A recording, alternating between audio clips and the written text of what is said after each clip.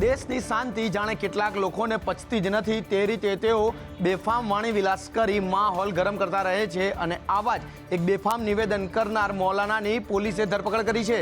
31 જાન્યુઆરીની રાત્રે જૂનાગઢમાં ભડકાઉ અને ઉશ્કેરણીજનક ભાષણ આપનાર મૌલાના મુફ્તી સલમાન અઝહરીની આખરે ગુજરાતી ટીએસએ મુંબઈના ઘાટકોપરથી ધરપકડ કરી લીધી છે। તેણે જૂનાગઢના નર્સિંગ સ્કૂલમાં વ્યસન મુક્તિના નામે અશાંતિ ફેલાય તેવું ભાષણ આપ્યું હતું, જે ગુનામાં મૌલાનાની ધરપકડ કરવામાં આવી છે। આ સાથે જૂનાગઢ એલસીબીએ મૌલાના અને કાર્યક્રમનું આયોજન કરનાર મોહમ્મદ યુસુફ મલેક અને અઝીમ હબીબ અડોદરા સહિત ગુનો દાખલ કર્યો છે। વાત એટલેથી નથી અટકતી, કચ્છના સામખિયાળીની સભાનો બેફામ વાણી વિલાસનો વિડીયો પણ સામે આવ્યું છે, જેમાં તે ઝેર ઓકતો સંભળાઈ રહ્યો છે। આ પહેલાં પણ મૌલાનાના ભાષણોને લઈને રાયોટિંગ જેવા ગુનાઓ બની ચૂક્યા છે, જેને લઈ અગાઉ પોલીસે 4 રાયોટિંગના અને 1 બેફામ વાણી વિલાસ એટલે કે ભડકાઉ ભાષણ અંગે ગુનો દાખલ કર્યો છે અને આ 6થા ગુનામાં તેની ધરપકડ કરવામાં આવી। ભડકાઉ ભાષણ આપનાર મુફ્તી સલમાન અઝહરી સામે સાધુ સંતોમાં પણ રોષ ભભૂકી રહ્યો છે। તેમનું કહેવું છે કે આ ભાષણ સીધે સીધું શહેરની શાંતિ ડહોળવાનો પ્રયાસ છે। વ્યક્તિને જે ભડકાઉ ભાષણ કરતા હોય સનાતન હિન્દુઓમાં જે વેતન ફેલાવવા માંગતા હોય, ભારતની શાંતિ ભંગ કરવા માંગતા હોય એવા વ્યક્તિને ધરપકડ તો કરી લીધી છે, પણ આજીવન કેદ કરવું જોઈએ, એને છોડવું નહીં જોઈએ। સનાતન ધર્મનો જે ઉદય થઈ રહ્યો છે એ ઘણા લોકોને પચતો નથી। ઘણા જે મૌલવી મુલ્લાઓ જે છે એમને પોતાની જે દુકાનો છે એ બંધ થતી લાગે છે। આ દેશની શાંતિ અને સુલેહનો ભંગ કરતા નિવેદનોથી આપણે ઉશ્કેરાઈએ પણ નહીં અને એમને સારી રીતે બધા જવાબ આપે। આ યોગ્ય નથી, આ ક્યાંય સાખી લેવા જેવું નથી ને આવા દરેકને પકડીને આવા મુફ્તીઓને સજાને પાત્ર સજા કરવી જોઈએ અને આયોજકોને પણ છોડવાની જરૂર નથી, કારણ કે આયોજકોએ જે બોલાયા છે તે પણ ઇન્ટેન્સપૂર્વક જ બોલાયા છે, જેનાથી કોવીભાઈ મને છોડે। શ્રીરામ જન્મભૂમિ તીર્થ ક્ષેત્ર ટ્રસ્ટના ખજાનચીએ મુસ્લિમ પક્ષને અપીલ કરી છે। તેઓ કહ્યું છે કે 3 મંદિર અમને આપી દો, અમે મસ્જિદ તરફ નજર નહીં કરીએ।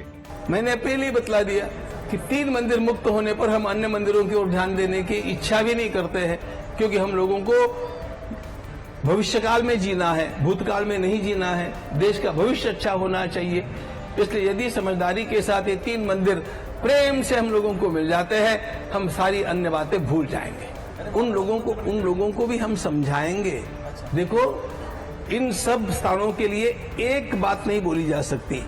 कहीं कहीं समझदार लोग होते हैं, कहीं कहीं समझदार लोग नहीं होते हैं। तो जहां जहां जिस प्रकार की स्थिति है उस प्रकार की भूमिका लेकर के हम समझाने का प्रयास करेंगे। हम किसी प्रकार अशांति निर्माण नहीं होने देंगे। તેઓએ વધુમાં કહ્યું છે કે જો મુસ્લિમ પક્ષ સહયોગ આપશે તો દેશમાં ભાઈચારો વધારવામાં મદદરૂપ થશે। કડકડતી ઠંડીમાં રાત વિતાવીને આ યુવાનો કરી રહ્યા છે આંદોલન। આજે ધરણાનો 5મો દિવસ છે, પરંતુ તેમની માંગ અડગ છે। રાજકોટમાં વિદ્યુત સહાયકોના ધરણાનો 5મો દિવસ છે, જેમાં પીજીવીસીએલ કચેરી બહાર વિદ્યુત સહાયકોના ધરણા છે। આજથી ગુજરાતભરમાંથી ઉમેદવારો લડતમાં જોડાશે। ન્યાય ન મળે ત્યાં સુધી લડત ચાલુ રખાશે। ઉમેદવારો 4 દિવસથી ખુલ્લામાં સૂઈને રાતવાસો કરી રહ્યા છે। પીજીવીસીએલમાં જીએસઓ 4 મુજબ ભરતી કરવાની માંગ છે। સંસ્થાએ આંદોલનકારીઓને અપાતું ભોજન બંધ કરી દીધું છે। ઇલેક્ટ્રિક આસિસ્ટન્ટની ખાલી જગ્યાઓ ભરવા માટે ધરણા થઈ રહ્યા છે। 12 દિવસમાં વેઇટિંગ લિસ્ટનો સમય પૂરો થઈ જશે। તેમાં 1 વર્ષ પહેલા પરીક્ષા લેવાઈ હતી, જ્યારે કે મેરિટમાં આવેલા વિદ્યાર્થીઓને પણ ભરતી ન કરાતા રોષ જોવા મળી રહ્યો છે। આ વિદ્યાર્થીઓને પરીક્ષા અને મહેનત એળે જવાનો ભય સતાવી રહ્યો છે, જેથી જ જે વિદ્યાર્થીઓના મેરિટમાં નામ આવી ગયા છે તેમની ભરતી કરવા માટે માંગ ઉઠી રહી છે। સુવિધાઓ માટે વખણાતી એસવીપી હોસ્પિટલમાં બેદરકારી ઉઘાડી પડી ગઈ છે।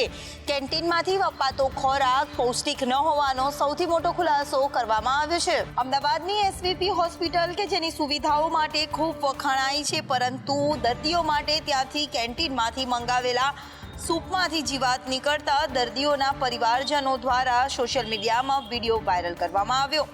આપને જણાવી દઈએ કે અહીં 70 રૂપિયા વેજીટેબલ સૂપ આપવામાં આવે છે, તો જીવાત નીકળતા જ્યારે પરિવારે કેન્ટીનમાં ફરિયાદ કરી તો સંચાલક દ્વારા ઉડાઉ જવાબ આપવામાં આવ્યો અને બાદમાં અન્ય એક ઓર્ડર કરતા તેમને ફક્ત પાણી જેવું આપવામાં આવ્યું। જોકે આ સમગ્ર વિવાદ મુદ્દે દર્દીના સગાની એક જ માંગ છે કે હોસ્પિટલમાંથી અપાતા પાસ એક નહીં પરંતુ બે વ્યક્તિને આપવા જોઈએ, કારણ કે એક વ્યક્તિ બહાર જાય તો બીજો વ્યક્તિ દર્દી સાથે રહી શકે. રાજકોટ સિવિલ હોસ્પિટલ વધુ એક વિવાદમાં સપડાય છે. હોસ્પિટલમાં ચાલતા સુવિધા મેડિકલ સ્ટોરનું છેલ્લા 8 વર્ષથી ટેન્ડર બહાર ન પડતા અનેક શંકા ઉપજાઈ રહી છે. રાજકોટ સિવિલ હોસ્પિટલ વધુ એક વિવાદમાં સપડાય છે. રાજકોટ સિવિલ હોસ્પિટલ ખાતે આવેલા મેડિકલ બાબતે છેલ્લા 8 વર્ષથી ટેન્ડર જ બહાર પાડવામાં આવ્યું નથી.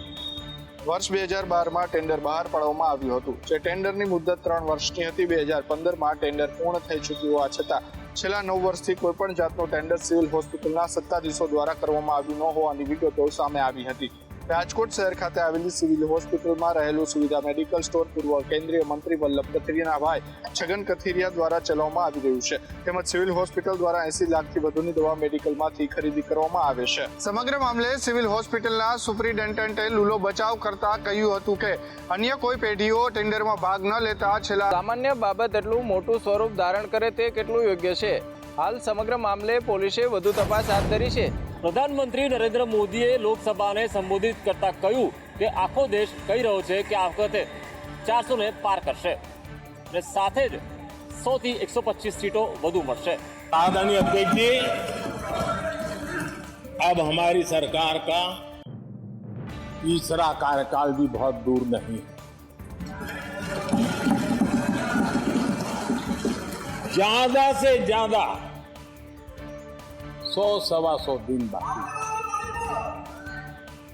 लेकिन मैं देख रहा हूं देश का मिजाज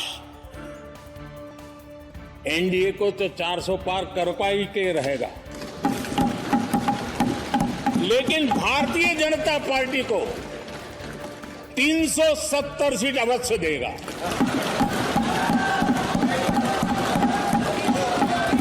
પ્રધાનમંત્રી નરેન્દ્ર મોદીએ એમ પણ કહ્યું કે અમારા ત્રીજા કાર્યકાળમાં ભારત ત્રીજી સૌથી મોટી અર્થવ્યવસ્થા બનશે અને એ મોદીની ગેરંટી છે. ચૂંટણી પ્રચારથી બાળકોને દૂર રાખો, આવું ચૂંટણી પંચ તરફથી કહેવામાં આવ્યું છે.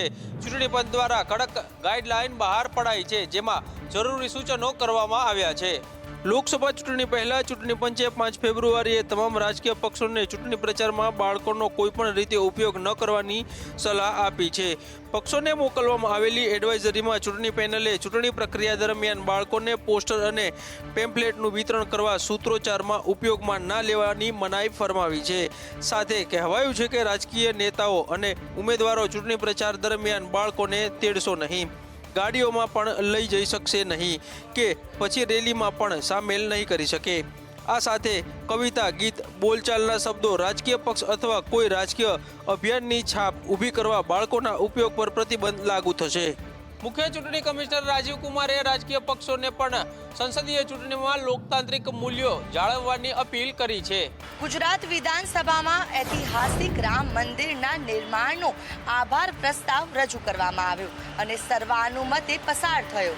ગુજરાત વિધાનસભામાં પ્રશ્નોત્તરી કાર બાદ રાજ્યના મુખ્યમંત્રી ભૂપેન્દ્ર પટેલે રામ મંદિરમાં થયેલ રામલલ્લાની પ્રાણ પ્રતિષ્ઠા બદલ દેશના વડાપ્રધાન નરેન્દ્ર મોદી માટે ખાસ ઐતિહાસિક આભાર પ્રસ્તાવ વિધાનસભા ગૃહમાં રજૂ કરવામાં આવ્યો હતો. તે સમયે ગુજરાત વિધાનસભામાં જય શ્રી રામના નારા લાગ્યા હતા. આ ગૌરવવંતી ક્ષણને વિધાનસભાના સભ્યોએ પાટલી થપથપાવીને આવકારી હતી, જેને સર્વાનુમતે પસાર કરવામાં આવ્યો છે. આ પ્રસ્તાવ પર બોલતા રાજ્યના મુખ્યમંત્રી ભૂપેન્દ્ર પટેલે જણાવ્યું કે ગુજરાત રાજ્યની વિધાનસભામાં આજે આ ઐતિહાસિક ક્ષણ લાવવા બદલ તેઓ ગર્વ અને આનંદની લાગણી અનુભવે છે. તો વિપક્ષે પણ આ પ્રસ્તાવને આવકારતા કહ્યું કે સૌના રામ છે. રામ મંદિરના નિર્માણને લઈને સૌ કોઈનામાં ખુશી છે અને અમે આવકારીએ છીએ. કોંગ્રેસના પૂર્વ ધારાસભ્ય અને દિગ્ગજ નેતા CJ ચાવડા પણ હવે ભાજપમાં જોડાશે. પ્રદેશ પ્રમુખ CR પાટીલની હાજરીમાં તેમની વેલકમ પાર્ટી પણ થશે. ધારાસભ્ય પદથી રાજીનામું આપનારા વધુ નેતા CJ ચાવડા ભાજપમાં જોડાવાના છે. વિજાપુર બેઠક પરથી ધારાસભ્ય પદેથી 19 જાન્યુઆરીએ રાજીનામું આપનારા CJ ચાવડા આગામી 12મી ફેબ્રુઆરીએ ભાજપમાં જોડાવા જઈ રહ્યા છે. આ દિવસે વિજાપુરમાં પ્રદેશ ભાજપ અધ્યક્ષ CR પાટીલની ઉપસ્થિતિમાં યોજાનારા કાર્યક્રમમાં સીજે ચાવડા પોતાના સમર્થકો સાથે વિધિવત રીતે ભાજપમાં જોડાશે, કેમ કે સીજે ચાવડાએ વિજાપુર બેઠકથી રાજીનામું આપ્યું છે, ત્યારે લોકસભાની સાથે જ યોજાનારી વિધાનસભાની પેટા ચૂંટણીમાં સીજે ચાવડા વિજાપુરથી ભાજપના ઉમેદવાર હશે. જોકે સીજે ચાવડાને સાબરકાંઠાથી ઉમેદવાર બનાવાય તેવી અટકળોએ જોર પકડ્યું હતું. આ તમામની વચ્ચે ચાવડાને લોકસભાના ઉમેદવાર બનાવવામાં આવે તેવી શક્યતા નહીવત છે. રાજ્યમાં વન્ય પ્રાણીઓના મોતને લઈને વન મંત્રી દ્વારા કેટલીક કબૂલાત કરવામાં આવી છે, જેમાં વર્ષ 2021થી 2023 સુધીના સિંહ અને દીપડાના મોતના આંકડા જાહેર કરવામાં આવ્યા છે.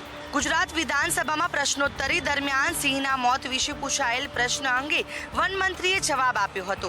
31 ડિસેમ્બર 2023ની સ્થિતિ સંદર્ભે 2 વર્ષમાં 113 સિંહ, 126 બાળ સિંહ, 294 દીપડા, 110 દીપડાના બચ્ચાના મોત થયાની કબૂલાત રાજ્યના વન મંત્રીએ કોંગ્રેસના ધારાસભ્ય શૈલેષ પરમાર દ્વારા પૂછવામાં આવેલ સવાલના આ પ્રશ્નોના જવાબ આપ્યા હતા. આ અંગે વધુ વિગત લેખિતમાં આપતા વન મંત્રીએ જણાવ્યું હતું કે તે પૈકી 21 સિંહ, 8 બાળ સિંહ, 101 દીપડા અને 31 દીપડાના બચ્ચાના અકુદરતી મોત થયા છે.